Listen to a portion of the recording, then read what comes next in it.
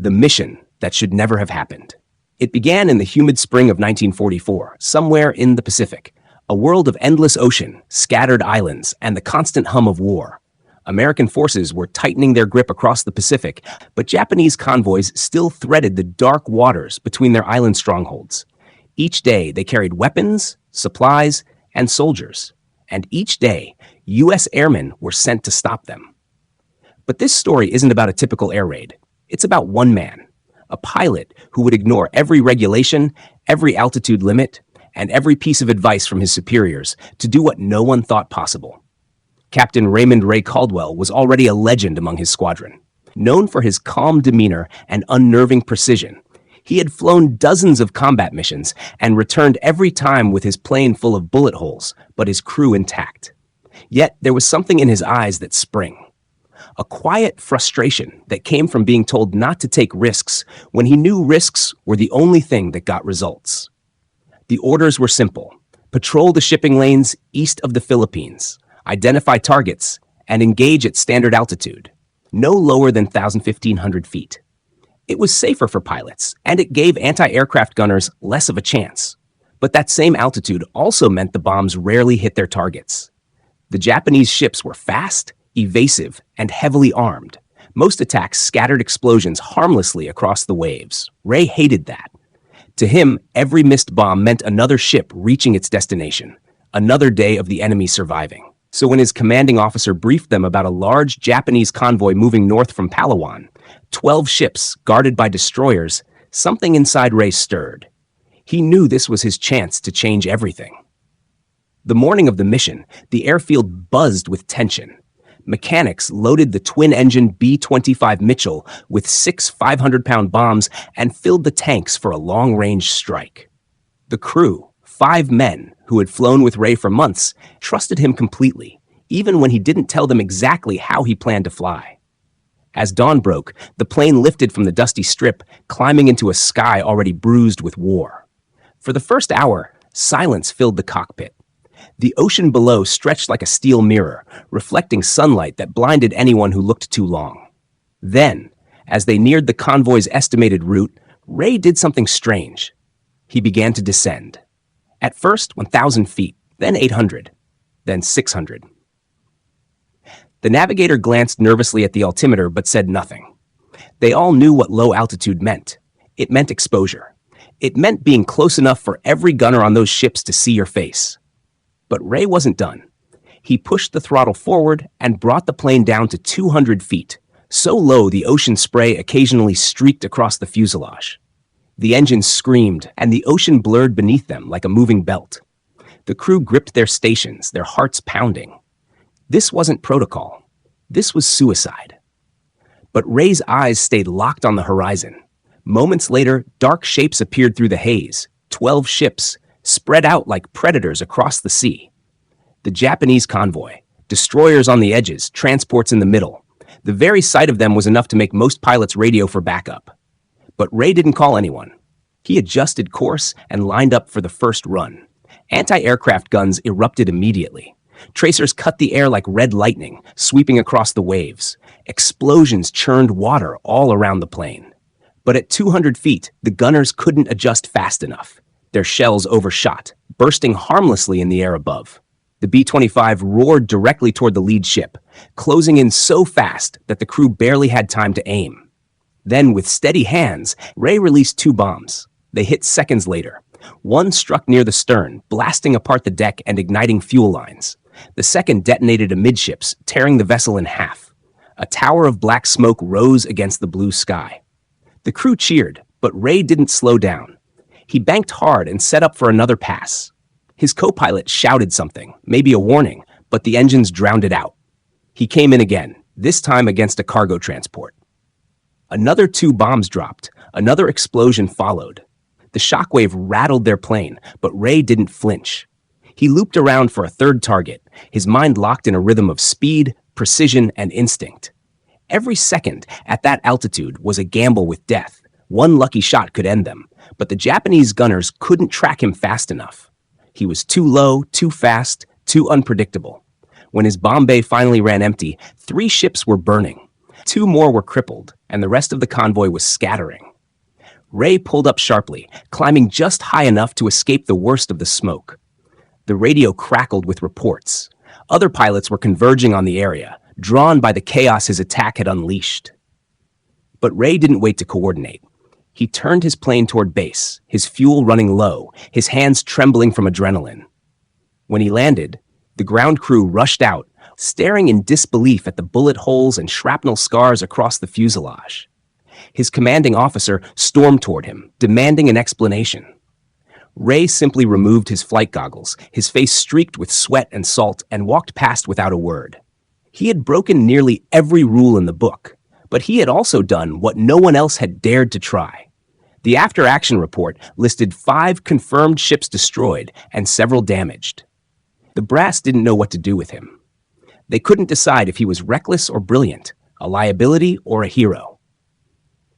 That night, as the sun sank behind the jungle hills, Ray sat alone beside the runway, watching the glow of distant fires on the horizon. He knew those ships wouldn't be the last, and he knew Command would never authorize another low-altitude run like that again. But he also knew something else. He had just discovered the one way to turn the tide of this war. And so, while the rest of the squadron celebrated, he began planning his next move, a plan that would push him even lower, even closer, and far beyond anything the military would ever allow. The following morning, the airfield carried an eerie silence. The men who had watched Captain Raymond Caldwell's daring run the day before were still processing what they had seen. The stories spread fast. A single B-25 Mitchell had gone lower than anyone thought possible, tearing through Japanese defenses and leaving 5 ships ablaze. But among the brass, the reaction was far less celebratory. To them, Ray had not only defied orders, he had set a dangerous precedent. If others tried the same and failed, it could cost dozens of aircraft and hundreds of lives. Inside the makeshift command tent, maps of the Pacific were being redrawn, routes shifted, and targets reassessed. Intelligence reports confirmed the Japanese convoy's destruction, but they also brought alarming news.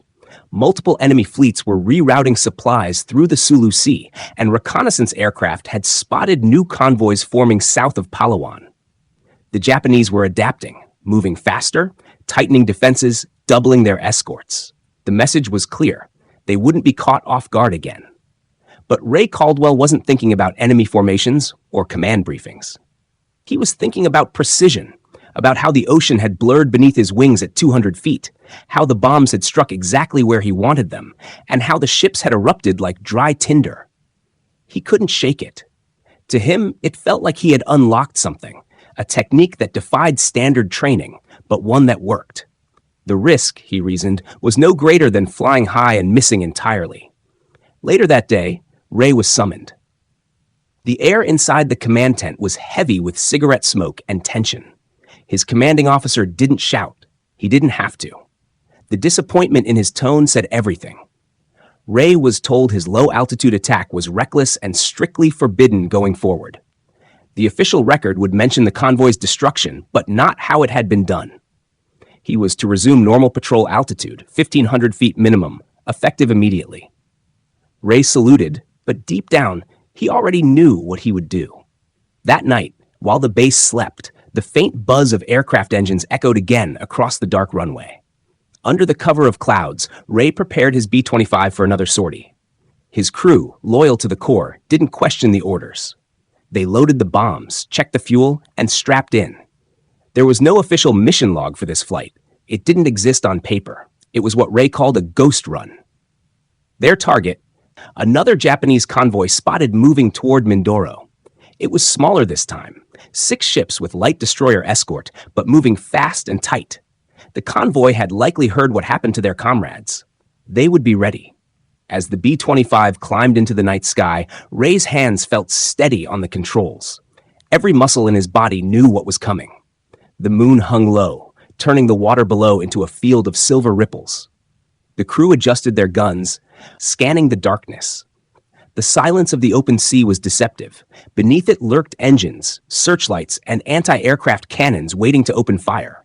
Hours later, the first shapes appeared on the horizon, dark outlines slicing through the moonlit water. Ray throttled down and began his descent, the altimeter winding down. 800 feet, 500, 300. The plane vibrated violently, air rushing around the fuselage as they skimmed just above the ocean. His co-pilot muttered a quiet prayer under his breath, but Ray's focus was absolute. The crew could feel the tension, but they trusted him. At 200 feet, Ray's world narrowed to a single line, the faint white wake of the lead destroyer. He lined up his run, feeling every movement of the aircraft as if it were an extension of his body. Then the Japanese guns opened up. This time, they were ready. Tracers arced through the air in perfect patterns, crossing ahead of the bomber. Explosions ripped the water into violent plumes. The ocean became a storm of fire and steel. Every instinct told Ray to climb, to pull up and retreat, but he stayed level, accelerating instead. The roar of the engines merged with the thunder of the guns. At the exact moment the lead destroyer filled his windshield, he released his bombs. The B-25 jolted upward as the weight dropped away, and moments later, two massive explosions erupted below. The destroyer's midsection burst into a wall of flame. Its gun batteries fell silent. The second bomb struck the transport beside it, tearing open its hull. Black smoke and fire spread across the sea like a stain. But Ray didn't turn back. He banked low, coming around for another run. One of the smaller freighters tried to turn away, its gunners spraying wild bursts into the night. Ray adjusted course, lined up again, and dropped two more bombs. They hit clean, one through the deck, one near the stern. The ship folded in on itself, vanishing beneath waves within seconds. By the time he released his final payload, the convoy was chaos. Ships colliding, fires raging, lifeboats crashing into the sea.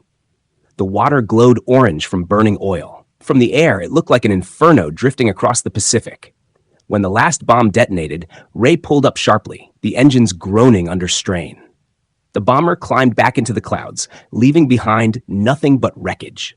The crew sat in silence, listening to the fading thunder of explosions below. They had just done the impossible, again. By the time they landed back at base, the eastern sky was turning pale. Ground crews watched in disbelief as the B-25 taxied in, its undercarriage dripping with seawater and fuel residue. The flight logs still showed no entry for a mission that night. Ray knew that meant trouble, the kind that could end his career. Before sunrise, officers were already at his tent. This time, there was no question. He had violated direct orders. His commanding officer didn't mince words. Ray was grounded indefinitely. The investigation would determine whether he faced a formal court-martial. But by mid-afternoon, something unexpected happened. A coded transmission arrived from Naval Command. A reconnaissance flight had confirmed the sinking of 6 enemy vessels near Mindoro. 6 ships destroyed in a single night. No losses, no survivors. The brass didn't know how to respond. The results spoke for themselves. The same tactic they had forbidden had now crippled 2 convoys in less than 48 hours. Ray didn't gloat. He simply sat alone in the mess hall, staring at his hands. He had proven his point, but it came at a cost. His wings were clipped, and his plane was reassigned. Still, he knew the war wasn't over. The Japanese convoys were regrouping, and if he was right, they'd be sending their largest fleet yet through the same narrow corridor in just a few days. He also knew command would never let him near a cockpit again. So that night, as the tropical rain pounded the airfield roof, Ray made a decision, one that would defy not just orders, but reason itself. He would fly again. Not for glory, not for recognition. By the dawn of the third day, the war in the Pacific seemed to shift in small but unmistakable ways. Word of Captain Raymond Caldwell's unauthorized bombing runs had spread beyond his airfield. Some pilots whispered his name in admiration, calling him the man who could turn the ocean into fire. Others cursed his recklessness, fearing that his defiance would bring stricter command rules down on everyone. But no one could ignore what he'd done. 2 missions, 11 ships gone, and a tactic no one had dared to attempt before. Meanwhile, Japanese intelligence had already pieced together fragments of intercepted radio chatter. They knew a single American bomber had struck their convoys, not from above, but almost at sea level. It was a move that baffled their commanders. The destroyer captains were ordered to adjust their defenses, to train guns lower, to scatter formations more widely, and to prepare for an enemy who fought by breaking the rules. Back at the American base, Ray Caldwell's grounding was official. His flight status was revoked. His crew was temporarily reassigned to maintenance duty while higher command deliberated whether his results outweighed his insubordination. For the first time since the war began, Ray had nothing to do but wait. And waiting, for a man like him, was unbearable. Each morning, he watched from the edge of the runway as other bombers took off, shimmering silhouettes disappearing into the Pacific horizon. He could feel the pull of the sky like an ache in his chest. The ocean called to him too, the same stretch of blue that had nearly taken his life twice and yet had made him feel invincible. His crew visited him often, restless and uneasy. They had flown into fire and survived. Now, grounded, they felt like ghosts. Then came the news that changed everything. Reconnaissance planes had spotted something massive, a heavily escorted Japanese supply fleet moving through the Sulu Sea, destination unknown. 12 ships this time, larger than before, including oil tankers, ammunition transports, and destroyer escorts. The largest convoy seen in weeks. If it reached its destination, it could resupply multiple island garrisons and prolong the war effort significantly. The brass knew it had to be stopped. But there was a problem. The weather. A massive storm front had formed over the area. The winds, turbulence, and low visibility made high-altitude bombing nearly impossible. Radar guidance was still primitive. From 1,500 feet or higher, no one could hit a moving target through that storm. The mission was effectively canceled before it began. To Ray Caldwell, that meant only one thing. It was the perfect opportunity. That night, as the storm lashed the airfield with wind and rain, Ray slipped into the hangar. His B-25, scarred from the last two missions, sat dark and silent under the dim lights. His crew was already there. No one said a word. They had all made their decision long before that night. They fueled the bomber, loaded 6 bombs by hand, and ran pre-flight checks in silence while the rain hammered the tin roof above them. It wasn't a mission sanctioned by command. It wasn't even logged. It was a ghost flight, just like before. But this time, there would be no coming back if something went wrong. They took off into the storm just before midnight, the engines roaring against the wind. The takeoff was rough, the plane shuddering as gusts threatened to push it off the runway. But once in the air, Ray felt that familiar calm settle over him, the storm outside matching the storm within. The rain turned the windshield into a blur, but at 200 feet, radar wasn't needed. He trusted his instincts, his instruments, and the dark outline of the sea below. For 2 hours, they flew blind through the squall, lightning flashing in the distance, the ocean swelling dangerously close to their wings. Every vibration, every drop of pressure felt magnified. But then, through the sheets of rain, the navigator spotted faint lights ahead. The convoy. 12 ships in tight formation, their running lights faint through the storm, their silhouettes black against the horizon. The Japanese never expected an attack in this weather. They thought the storm was their shield. Ray throttled forward, skimming the waves. The altimeter hovered at 200 feet, forbidden territory. He could see the spray from his own engines kicking up against the fuselage. The first destroyer came into view. Its deck guns were unmanned, crews likely sheltering from the rain. Ray adjusted course, dropped 2 bombs, and pulled up just as the explosions tore through the ship's midsection. A fireball lit the night, turning the storm clouds orange for miles. The Japanese fleet erupted into chaos. Sirens wailed. Searchlights pierced the rain.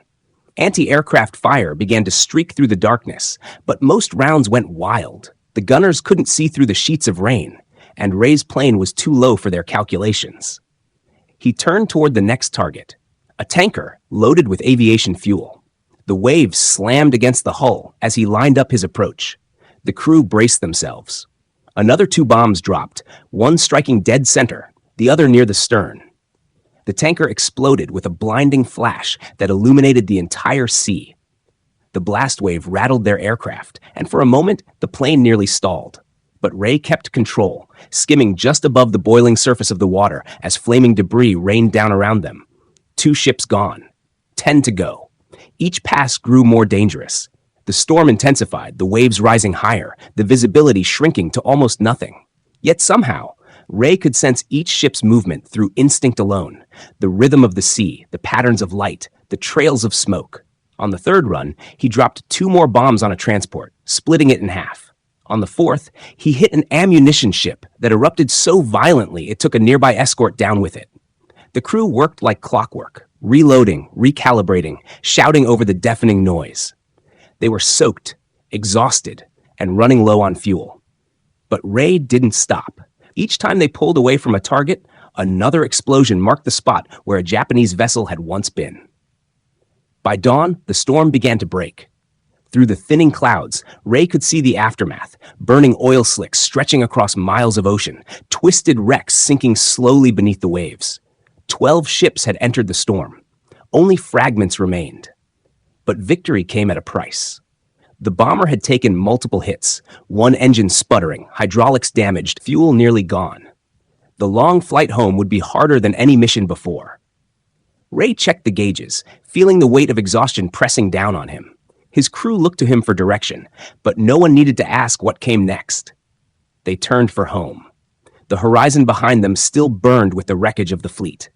Ahead, the morning light revealed nothing but endless sea. They had done it. 12 ships in 3 days, all from forbidden altitudes, all against impossible odds. Yet as the plane shuddered through the storm's tail, a creeping realization settled in. The damage was worse than Ray had thought. Fuel lines were leaking. Controls were sluggish. The nearest base was still hours away. The B-25 was barely holding together. And as they flew into the rising sun, smoke trailing from the engine, the Pacific stretched endlessly beneath them, vast, silent, and indifferent. The mission was over. But their fight to survive had only just begun. The storm had passed, but its fury lingered in the shattered clouds and restless waves.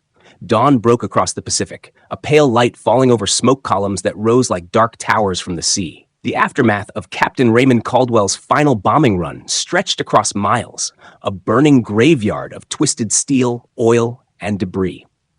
The once proud Japanese convoy was gone, its vessels torn apart by the forbidden low-altitude assault. Yet victory had come with a terrible cost. The B-25 Mitchell was in distress. One of its engines was coughing and spitting smoke, hydraulic pressure was nearly gone, and fuel levels had dropped into the red.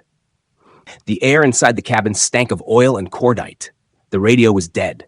Every mile back toward base was a battle against gravity, time, and the machine's own exhaustion. The crew worked mechanically, every movement slow and deliberate, exhaustion making their limbs heavy. They had been in the air for nearly 10 hours, through wind, fire, and storm.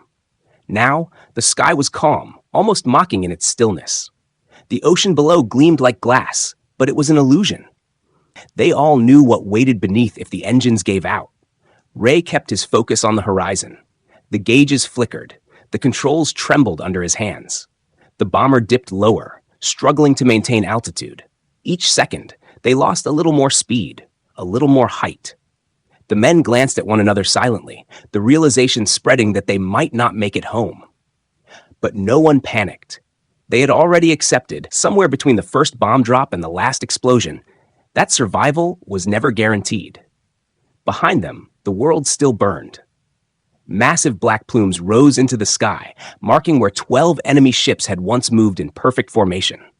Oil fires floated across the water, sending up waves of heat and smoke. The destruction was total. In less than 3 days, Ray Caldwell and his crew had crippled a section of Japan's maritime supply network. It was an act of defiance that would echo far beyond this patch of ocean. As the bomber drifted lower, they could see the reflections of flames flickering across the waves. The wreckage fields stretched endlessly, cargo crates, lifeboats, and bodies scattered among the drifting smoke. Some of the ships still burned fiercely, explosions echoing as fuel tanks ignited one after another. The sea had become a living thing, hissing, boiling, and consuming everything that touched it. The B-25 passed so low that the heat from the fires shimmered through the cockpit glass. Ray felt the blast waves thrum against the fuselage, the air thick with ash. It was beautiful and terrible at once, the full cost of war laid bare beneath them. Hours passed like minutes. The plane's descent was relentless. Fuel was almost gone. Land was still far away. The radio crackled briefly, a ghost of static, then fell silent again. The ocean stretched endlessly below, broken only by the occasional shadow of debris. The sun climbed higher, merciless and hot, turning the metal skin of the bomber into a furnace. At around midday, they spotted something in the distance, a thin, dark line that could have been the edge of an island or just another cloud bank. Ray couldn't tell. His vision was blurring, his muscles numb from tension. The remaining engine strained, coughing smoke, its propeller slowing with every mile. The plane was dying in the air. The navigator checked his maps, but the instruments were unreliable. The storm had thrown them off course. They might be flying toward safety, or deeper into open water. Still, there was no choice. The altimeter needle dropped steadily, marking their slow, inevitable descent toward the ocean.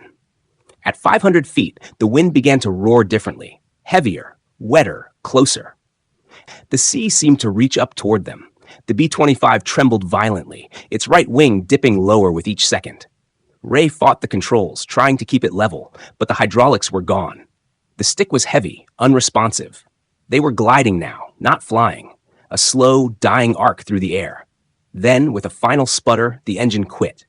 The propeller froze mid-turn, the sound replaced by an awful silence. The only thing left was the whistle of air rushing past the fuselage. The crew braced as the ocean rose to meet them. The impact came hard and fast, a violent crash that threw them against their harnesses. The nose hit first, plowing through the water with a wall of spray. Metal screamed, glass shattered, and the bomber skipped once, twice, before settling, half sunk and listing to one side. The cabin filled with freezing seawater. Ray gasped, his lungs burning, his hands numb as he fought to unbuckle and climb free. They had survived the war in the sky, only to be swallowed by the ocean below. The crew scrambled out onto the wing, coughing and drenched, waves slapping against their legs. The B-25 was sinking fast, the tail already disappearing beneath the surface. The emergency raft had been torn loose in the crash. All that remained was debris and open sea. Around them, oil slicks drifted from the wreck, spreading across the waves in rainbow colors. Ray looked back once, at the distant columns of smoke marking his victory, before the bomber slipped beneath the water with a hiss, leaving them alone. The hours that followed blurred together. The sun climbed high, merciless and white. The men clung to a floating panel of the wing, their strength fading with every swell. The sea rolled endlessly around them, waves slapping rhythmically, each one carrying them farther from the wreckage. By afternoon, the fires on the horizon were fading. The smoke dissolved into the haze. The ocean grew quiet again, as if nothing had ever happened. Only the faint scent of oil and burnt metal lingered in the air. Ray's thoughts drifted to his crew, his base, the commander who had grounded him, and the rules he had chosen to break. Somewhere deep inside, he wondered if it had been worth it. But when he looked toward the horizon, the faintest glimmer of wreckage still floated there, proof of what they had done. The day wore on, the sun sank, the ocean darkened, their strength dwindled. Every muscle ached from holding on. The sea had become endless, patient, uncaring. Then, just before nightfall, they spotted a distant silhouette, faint but unmistakable. A ship, moving slowly across the horizon, heading their way. Whether friend or foe, they couldn't tell. They were too weak to wave, too tired to call out. The last thing Ray remembered was the sound of an engine, deep and steady, and the brief flare of a searchlight sweeping across the waves. Then, everything went dark, above the waves. The morning of the third day dawned like no other. The sky over the Pacific was painted in streaks of gold and gray, a deceptive calm that masked the violence to come. Lieutenant Commander Thomas Hawk Mallory had not slept in nearly 40 hours. His hands trembled slightly from exhaustion, but his eyes burned with a fierce purpose. The men who loaded his aircraft noticed the difference. There was no hesitation, no nervous glances this time. The crew knew they were part of something extraordinary, something that would echo long after the war ended. The command had been clear the previous night. Stand down. The risk was too great, they said. The squadron had already pushed its limits beyond reason. But orders had lost their weight for Mallory. The Japanese convoy was still moving, still supplying forces that were killing Allied troops across the South Pacific. Every minute they stayed afloat meant more American lives lost. For him, that was unacceptable. By now, his reputation had spread like wildfire among pilots stationed across the islands. They whispered of the man who dove lower than anyone dared, who turned his plane into a dart of vengeance skimming just above the sea. Some called him reckless. Others called him brave. But to Mallory, it didn't matter. His only concern was that 12 ships still floated, and time was running out. He climbed into his cockpit as the sun broke the horizon. The airfield was quiet, save for the hum of mechanics and the distant rumble of waves.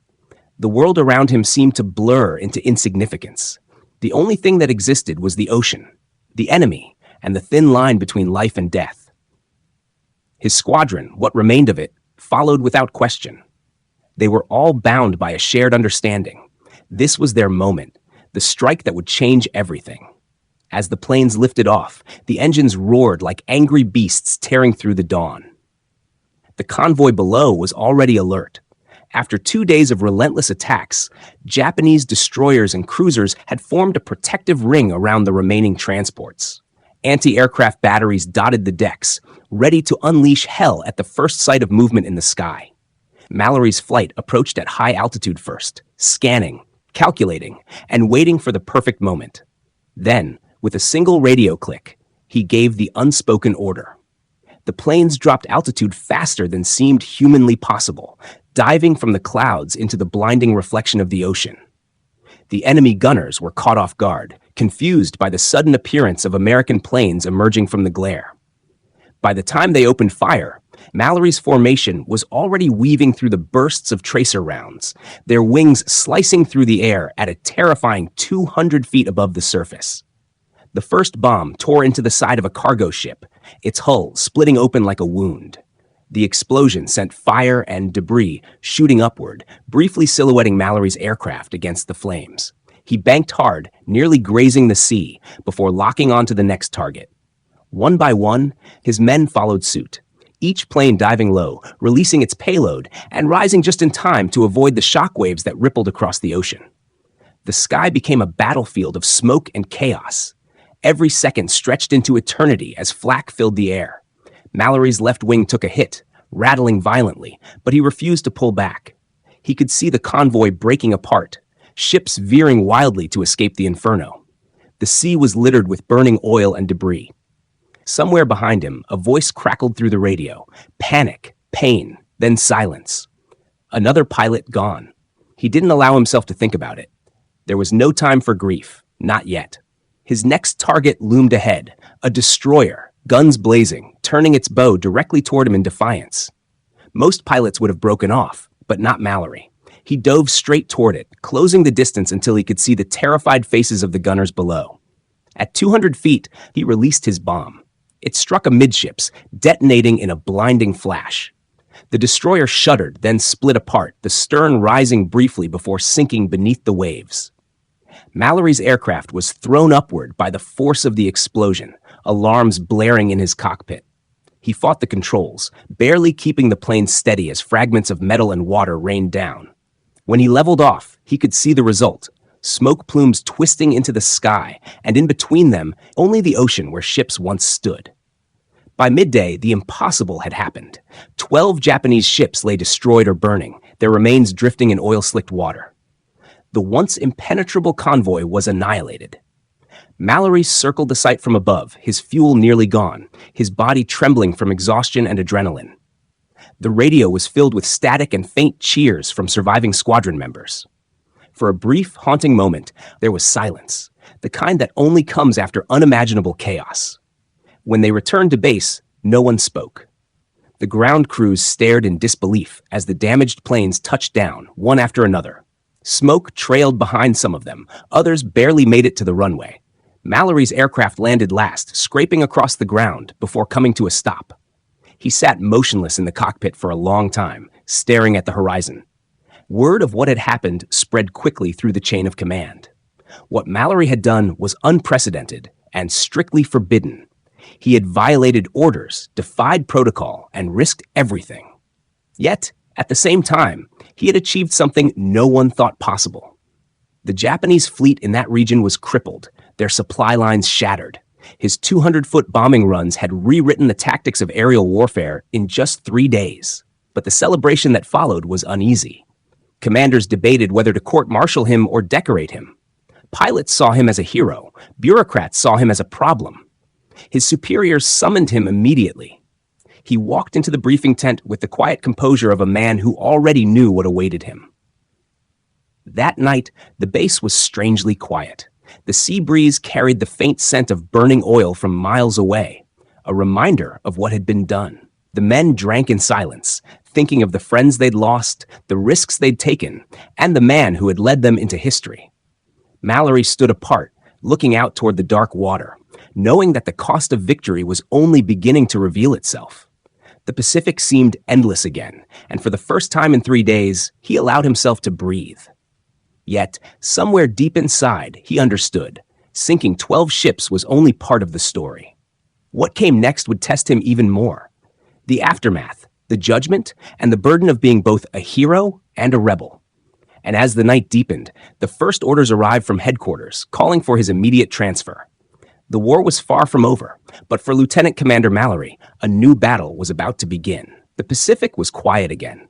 The thick black smoke that had hung over the horizon for 3 days had finally begun to fade, leaving only faint streaks of oil floating across the water. Silent graves for the 12 ships that had met their end. The air, once filled with the roar of engines and the chaos of battle, was now still. For Lieutenant Commander Thomas Hawk Mallory, the stillness was almost unbearable.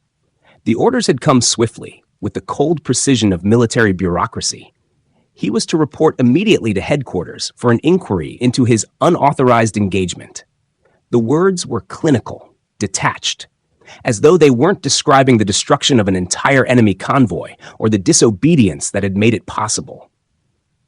When Mallory read them, he understood exactly what they meant. His war was over. He spent the night alone by the airfield, staring at his battered plane, the same one that had dived to 200 feet again and again, defying every manual, every order, every expectation. The crew had already begun to strip it for parts. Bullet holes still riddled the wings, scorch marks ran across the fuselage, and the propeller bore the scars of near-death encounters. To others, it was just a machine. To him, it was the vessel of everything he had sacrificed. By dawn, a transport plane awaited him. As it lifted off, he looked down one last time at the shimmering ocean that had defined his existence for months. Beneath those waters lay the wreckage of the Japanese ships he had sunk, along with pieces of his own past, the friends who hadn't returned, the choices that couldn't be undone. When he arrived at headquarters, there were no cheering crowds, no medals, no journalists waiting to tell his story. Instead, there were closed doors, tense faces, and hushed whispers. His superiors didn't see a hero. They saw a problem. He had disobeyed direct orders, risked government property, and endangered his men. It didn't matter that his decision had crippled an entire enemy supply line. What mattered was that he had done it his own way. The inquiry was long and brutal. Officers grilled him for hours, pressing him to explain every maneuver, every decision. He described the runs, the 200-foot descents, the way the bombs hit harder and truer when dropped from such a low altitude, the instinct that guided him when reason failed. They wrote everything down, their pens scratching across paper like judges recording a confession. Some wanted him court-martialed. Others, quietly, wanted him decorated. The debate stretched on for days, bouncing between headquarters and command posts across the Pacific. His men waited anxiously at the airbase, refusing to speak of him in the past tense, even though they all feared that he would never return. Meanwhile, news of the mission began to spread beyond the military. Word of mouth turned the story into legend. Pilots from other squadrons told it in hushed tones, the American who had defied orders, flown lower than anyone dared, and taken down 12 ships in 3 days. They exaggerated details, added color, and transformed Mallory into something larger than life. But to the man himself, there was no glory in it. There was only loss, and the haunting sound of the sea exploding beneath his wings. After a week of deliberation, the verdict finally came. He would not be court-martialed. Officially, his actions were deemed reckless but strategically effective. The Navy couldn't ignore the results, but they also couldn't publicly endorse his defiance. Instead, they quietly reassigned him to a desk job, far from combat, far from the ocean. It was, in every sense, a silent exile. Mallory accepted it without protest. Perhaps, deep down, he understood that no medal could undo what had been done. The lives lost, both friend and foe, weighed heavily on him. At night, he dreamed of the ships sinking, of the screams carried by the wind, of the terrifying beauty of his bombs finding their mark. Every explosion replayed behind his eyelids like a punishment. Months passed. The war dragged on, shifting to new fronts. Younger pilots took to the skies, inspired by stories of Mallory's forbidden run. Many tried to imitate it, though few dared to dive as low as he had. Military tacticians eventually studied his methods, breaking them down into data, charts, and theories. What had once been considered reckless began to look like a revolution in aerial warfare. His instincts had changed the rules, but the man himself had been erased from the official narrative. Then, one quiet afternoon, a letter arrived. It was from one of his surviving crew members, a gunner who had flown behind him on the second day of the assault. The letter spoke of gratitude, of how Mallory's courage had given them a chance to fight another day. The young man wrote that his newborn son would carry the name Thomas, in honor of the man who had refused to give up. For the first time in months, Mallory felt something stir inside him. Not pride, exactly, but a fragile sense that maybe his actions had meant something beyond destruction. Years later, after the war ended, historians pieced together the events of those 3 fateful days. They found eyewitness accounts, declassified mission logs, and fragments of radio transcripts. The story became one of the most debated operations in naval aviation history. Some described it as the greatest act of individual bravery in the Pacific. Others called it a dangerous act of defiance that could have gone catastrophically wrong. But those who had been there, the few who had witnessed the runs firsthand, spoke of something different. They described the eerie silence before each dive, the way Mallory's plane skimmed the waves like a hawk hunting its prey, and the almost supernatural precision with which his bombs found their mark. To them, he wasn't reckless. He was inevitable. When Mallory retired, he never sought recognition. He lived quietly near the coast, far from the bases and the noise of ceremony. Fishermen sometimes saw him staring out to sea, watching the horizon as though waiting for something to return. The ocean had taken so much from him, his youth, his friends, his peace, but it had also given him purpose. In his later years, an old journalist finally tracked him down for an interview. She asked him what he felt when he looked back on those 3 days. He paused for a long time before answering. His eyes, once sharp and defiant, were softer now, tired but steady. He said that when you fly low enough to see the faces of men on the ships below you, enemies or not, you stop thinking about victory. You start thinking about survival, about what it means to follow orders when your instincts tell you something different, about the line between heroism and madness and how thin it really is. Then he smiled faintly, as though at some private memory, and looked back toward the sea. The waves moved endlessly, just as they had that day, indifferent, eternal, swallowing the past one ripple at a time. And somewhere out there, beneath those waves, rested 12 silent reminders of one man's impossible choice, the forbidden run that changed the course of history.